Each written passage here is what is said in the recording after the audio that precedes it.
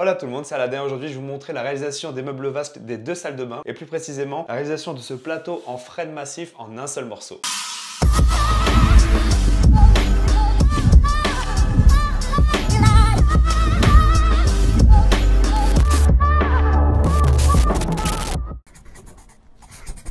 Allez, aujourd'hui je me trouve chez mon grossiste de bois qui s'appelle Jeep 81 sur Albi. Il a des tonnes d'essence et donc je suis venu choisir ici ce plateau en frêne qui va me servir de plan de travail pour mes deux meubles vasques, donc pour la suite parentale et pour la deuxième, celle où il y a la baignoire. Et le but c'est qu'il me fallait un plateau assez large pour m'en servir en un seul morceau.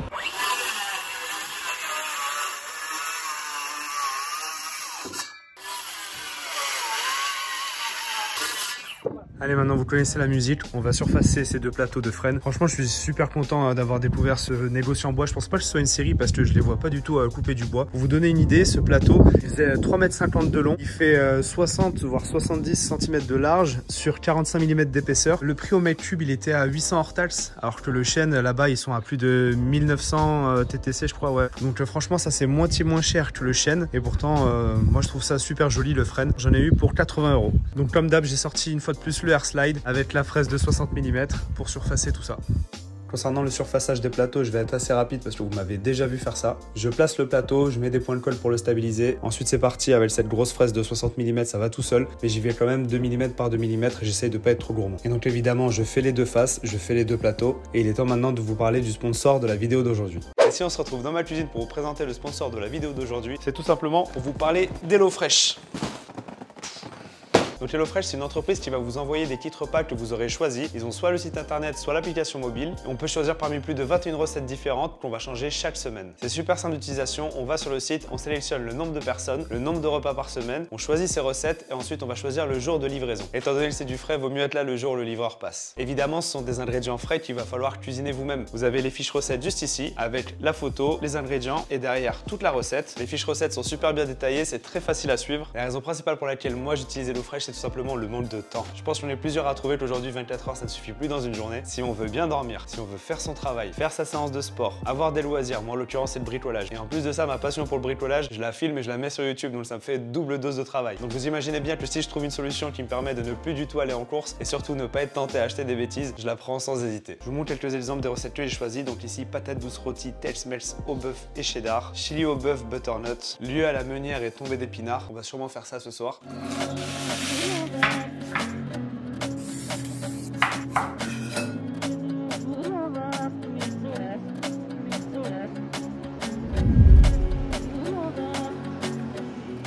Voilà, donc moi je trouve que c'est vraiment une super solution pour manger sain, équilibré et avec du goût. Tous les repas ici sont Nutri-Score A ou B. Vous avez également des recettes pour les végétariens, les flexitariens. Et pour moi, le gain de temps est indéniable. Je n'ai plus besoin d'aller faire mes courses. On peut bien évidemment interrompre son abonnement à tout moment. Donc si vous voulez essayer et bénéficier de 85 € de réduction sur vos 4 prochaines box, utilisez le lien juste en dessous avec le code JAMALACHEF. Ça fonctionne en France, en Belgique, au Luxembourg. Et vous aurez également 3 cadeaux surprises. Allez, on retourne à la vidéo.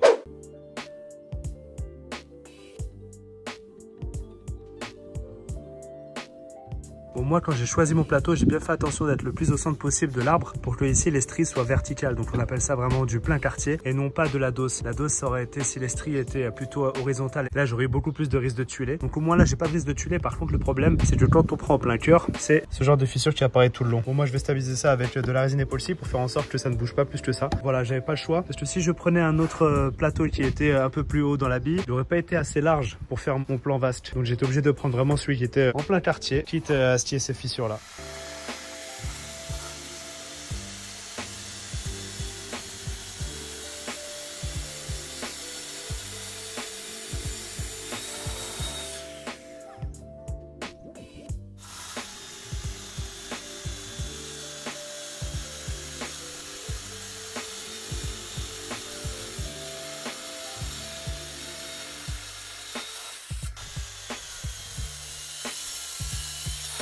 Vous savez maintenant que les deux plans vasques ont été coupés aux dimensions finales. J'ai choisi le dessus et le dessous. Donc ça va être les deux dessous. Et maintenant, je vais insérer ces U à congé. Moi, j'appelle ça un raidisseur, tout simplement. Donc il va falloir faire plusieurs défonces. Une défonce pour chacune de ces rainures-là pour qu'ils viennent s'enfoncer. Et une défonce globale pour prendre en compte cette épaisseur-là qui est de 5 mm.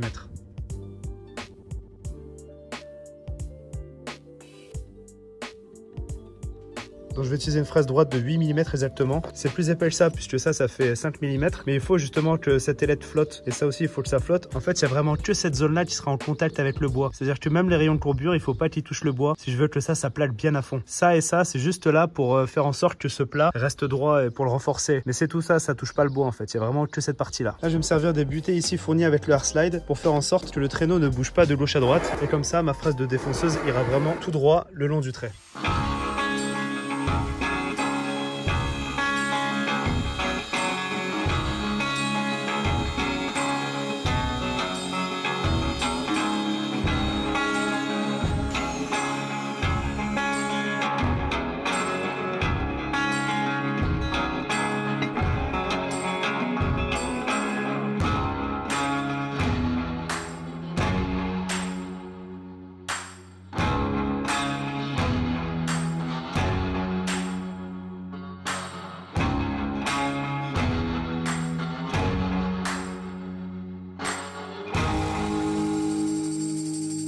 Ça y est, donc la défonce est terminée.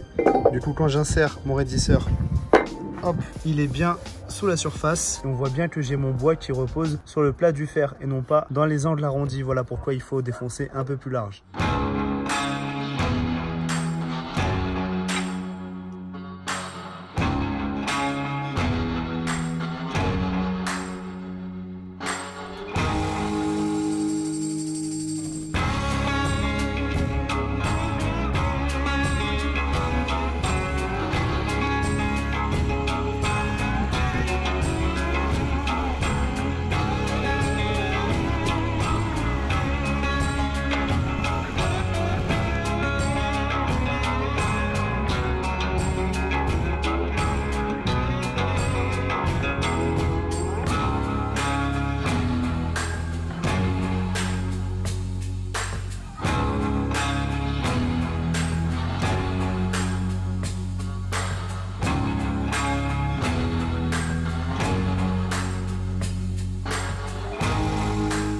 Je sais pas vous, mais moi je trouve ça tellement satisfaisant là quand ça fait des longs copeaux comme ça. Ça prouve que les forêts sont bien affûtées, j'adore. Maintenant que j'ai fait des doubles trous partout, j'ai installé ça sur ma perceuse. Je vais venir en fait étirer mon trou proprement.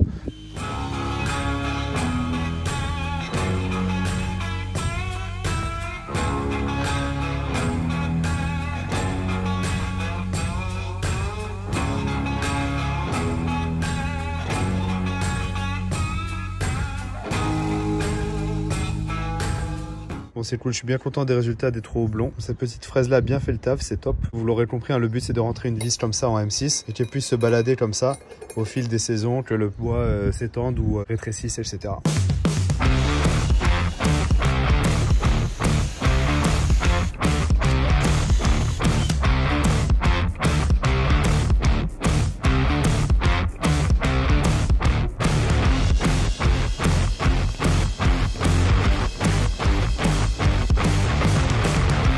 Vous voyez là la belle fissure qu'il y a, donc il va falloir stabiliser le plateau avec de la toile époxy. Et je remplis toutes les failles, le moindre nœud, etc.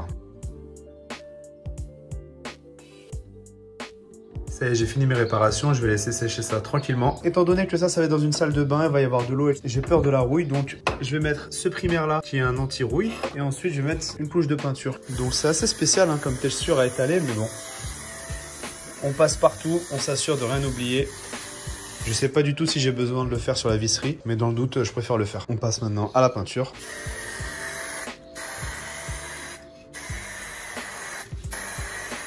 Il est temps de percer le plan vasque. Donc pour ça, je vais utiliser une première scie cloche de 35 mm pour le robinet, qui sera positionné juste ici, et une deuxième scie cloche de 74 mm pour l'évacuation de la vasque. Pourquoi? Parce qu'en fait, c'est une vasque à poser ici, et sachant que l'étanchéité de la bonde doit se faire contre la vasque et non pas contre le plan de travail, je suis obligé de percer à la largeur de cet étrou extérieur là, et non pas à ce diamètre ici, parce qu'en fait, ça doit se serrer contre ma vasque, et il faut pas que ça me gêne quand je vais poser ma vasque sur le bois. Et j'ai vu plusieurs vidéos où les professionnels n'utilisent pas du tout ce joint en mousse qu'ils trouvent pas assez efficace. Du coup, je vais utiliser ce qu'on appelle du field drum. Ça va être comme une pâte à modeler, je vais créer un bourrelet tout autour de la bonde pour que ça fasse vraiment une bonne étanchéité.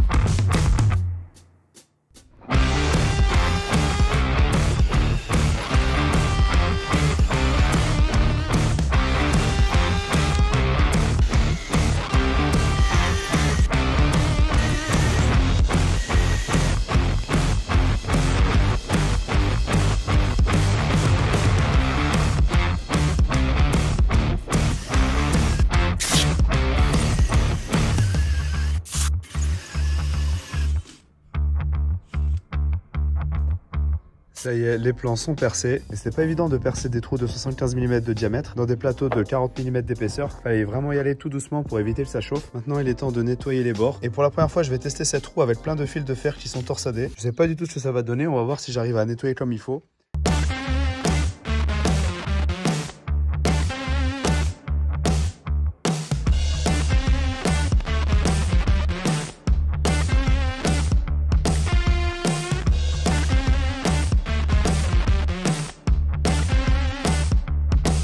Donc là, j'ai poncé les deux plateaux jusqu'au grain 120. Lui, il va rentrer dans la niche. Il aura un mur à gauche, un mur à droite. Je laisse les bords droits, du coup, il n'y a aucune raison de les travailler étant donné qu'il aura sa cloison des deux côtés. Par contre, lui, il sera au milieu de la salle de bain, donc il n'aura pas de mur ni à gauche ni à droite. Donc pour ce plateau, je dois faire un petit quart de rond. J'ai installé ma petite fraise quart de rond. Voilà le petit quart de rond en bas. On va faire la même chose en haut.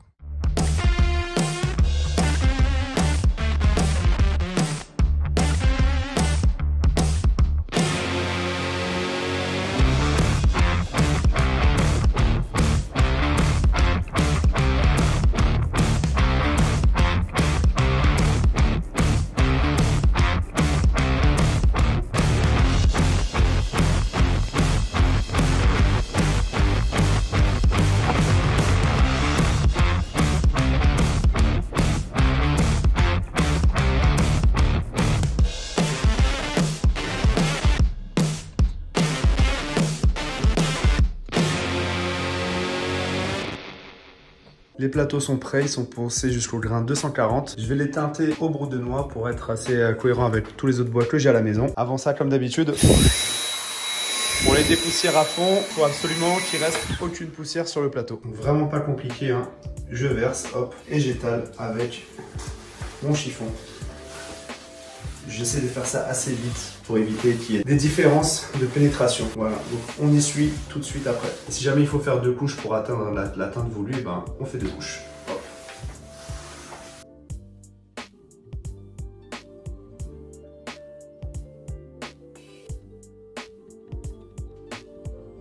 Donc ça y est, j'ai teinté les deux plateaux. Celui-là, comme vous voyez, il aura le mur à gauche et à droite. Du coup, j'ai pas besoin spécialement de teinter les côtés. Là, par contre, ça va être apparent. Donc oui, il a fallu que je le teinte. Par contre, la finition, elle, il faudra vraiment l'appliquer dessus, dessous et sur les quatre côtés. Il faut qu'il y ait de l'huile partout sur tout le plateau. Concernant la finition, d'ailleurs, je vais partir sur de l'Osmo. J'ai Julien de chez Osmo qui m'a envoyé 3 produits différents. Donc la 3032 que j'utilise d'habitude, la 3062 et la 3041. Ces 3 huiles-là vont avoir la même résistance pour des plans vasques dans une salle de bain. Donc ça va être prêt à recevoir de l'eau, il n'y a pas de souci. Ça aura les mêmes qualités hydrophobiques. C'est juste qu'en fait, la finition va changer. Ici, on va être plus sur une finition mate et là, un peu bois brut. Et ces deux finitions vont être un peu plus sensibles au crayonnage, comme il m'a expliqué. Je pense que pour un plan de travail qui va recevoir de l'eau, qui va recevoir du dentifrice et ces choses-là tous les jours, vaut mieux partir sur la satinée plutôt que ces deux-là. Et j'utiliserai ces deux huiles-là sur d'autres projets, vous inquiétez pas, j'en reparlerai à ce moment-là. Mais là, pour ce que j'ai à faire, on va rester sur la 3032 satinée.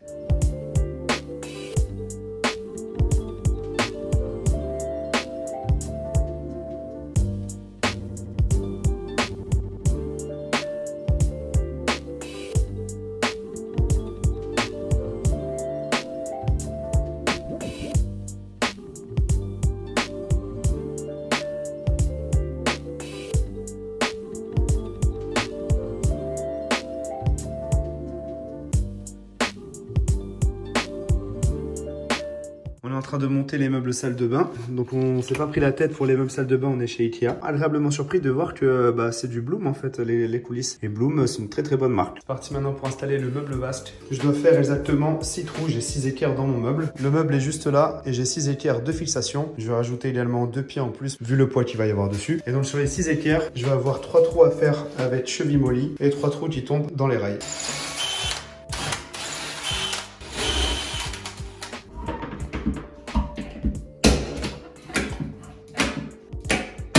Le plan vaste est fixé au meuble, donc j'ai utilisé des équerres, donc j'en ai utilisé 5 en tout. Ici il y en a 2, il y en a une au milieu et 2 ici. Autant vous dire que là franchement le meuble il bouge pas du tout. Entre les 6 vis dans le mur plus les 2 pieds, là c'est super costaud. Du coup là j'ai mis mes scotch et donc maintenant je vais faire un petit joint silicone transparent. Je vais blinder, je vais remplir, je vais lisser et ensuite tout de suite après j'enlève le scotch.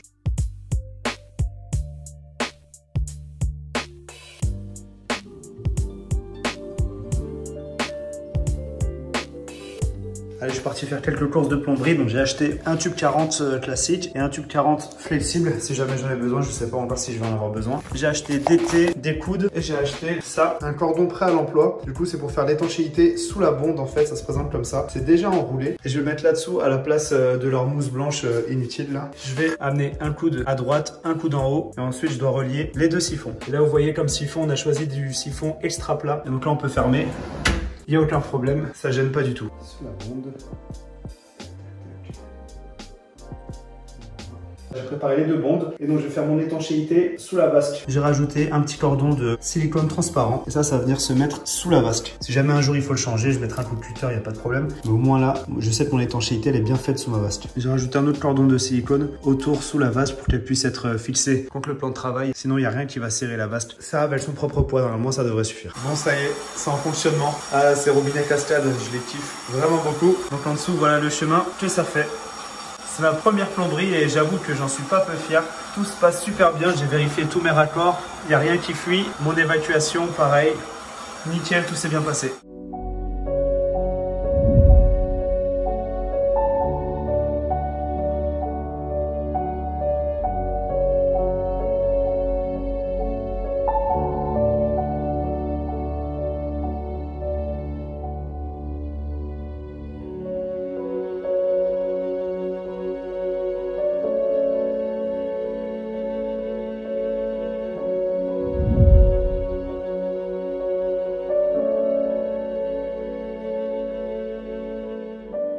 Voilà, j'espère que cette vidéo vous a plu. Si c'est le cas, mettez un pouce bleu. Merci encore au sponsor de cette vidéo, HelloFresh. Je vous mets mon code juste en bas. La prochaine vidéo sera consacrée à la réalisation du lit de mon neveu en lame de terrasse exotique. Vous allez voir qu'on peut faire de la menuiserie avec ça. Alors abonnez-vous si ce n'est pas encore fait et moi je vous dis à très bientôt pour la prochaine vidéo. Ciao!